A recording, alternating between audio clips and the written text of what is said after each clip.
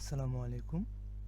How to install WordPress on cPanel ভিডিওটি দেখার জন্য আমি শামীম আপনাদের সবাইকে স্বাগতম জানাচ্ছি।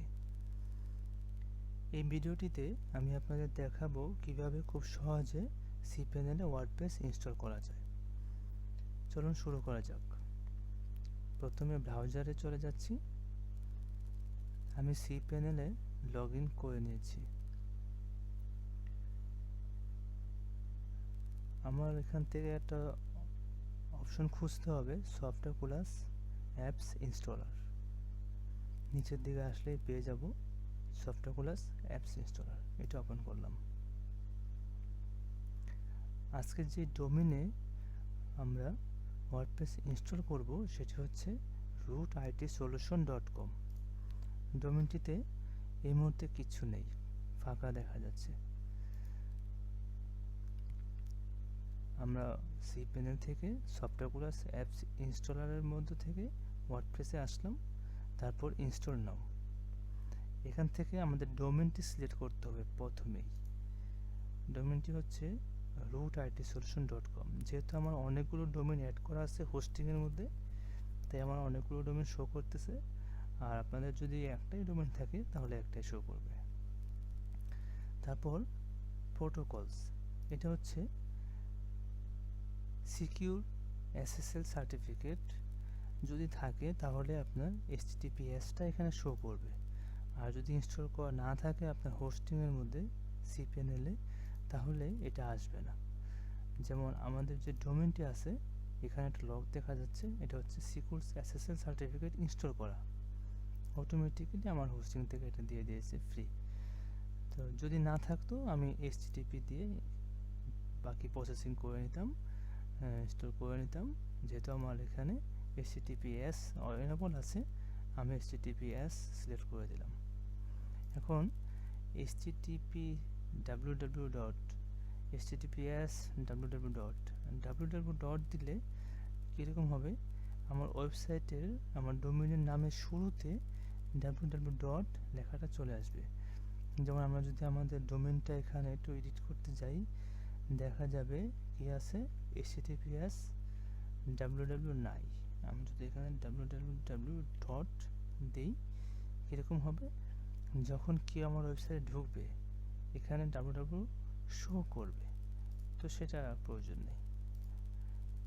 তারপর হচ্ছে এখানে একটা ফোল্ডার দেওয়া আছে WP, অর্থাৎ আমার ওয়েবসাইটটা যখন কেউ ঢুকতে যাবে .com-এর পরে /WP দিয়ে এন্টার দিলেই আমার ওয়েবসাইটে ঢুকতে পারবে। অথবা আমি যদি যে কোনো কিছুতে আমি এটা চেঞ্জ করে দিই ওয়েবসাইট, তাহলে কি করতে হবে, rootitsolution.com/website লিখে এন্টার দিলে আমার ওয়েবসাইটটা আসবে। অর্থাৎ ডোমেনের ভিতরে একটা ফোল্ডার ক্রিয়েট হবে, ক্রিয়েট হয়ে সেটার মধ্যে ওয়ার্ডপ্রেস ইনস্টল হবে।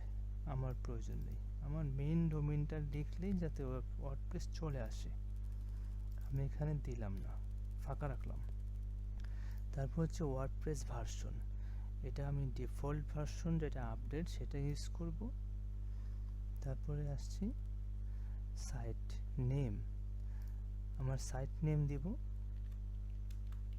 Root ID solution. Root ID সলিউশনটা কি, সাইটটা কি, এটা ডিসক্রিপশন দিয়ে দিব। আইডি সার্ভিস ইন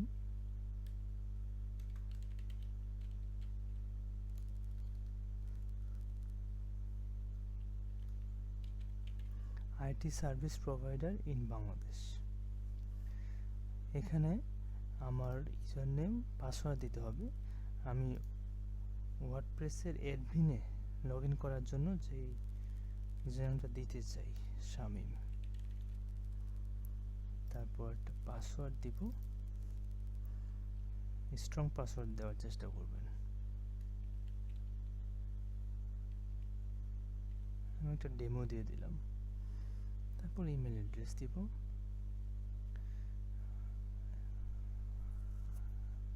তারপর আর কিছু করতে হবে না, এটা হচ্ছে থিম, ওয়ার্ডপ্রেসের থিম। আমি ডিফল্টে এখন দিয়ে দিলাম, পরে আমি চেঞ্জ করে নেব। তারপর ইন্টার ইনস্টলেশন ডিটেলস 2, এটা হচ্ছে ইমেল অ্যাড্রেসটা।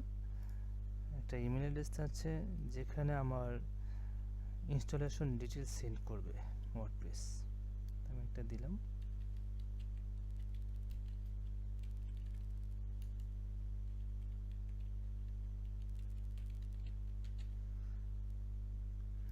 এটা দিতেও পারেন, নাও দিতে পারেন।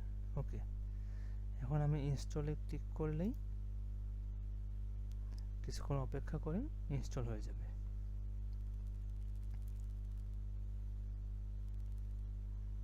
Congratulation, the software was installed successfully. এখন আমি যদি আমার ডোমেনে এন্টার দিই, চলে আসছে rootitsolutionscom ওয়ার্ডপ্রেস ইনস্টল হয়ে গেছে। আমি অ্যাডমিন প্যানেলে ঢোকার জন্য rootitsolutionscom/wp-admin এটাতে ক্লিক করব।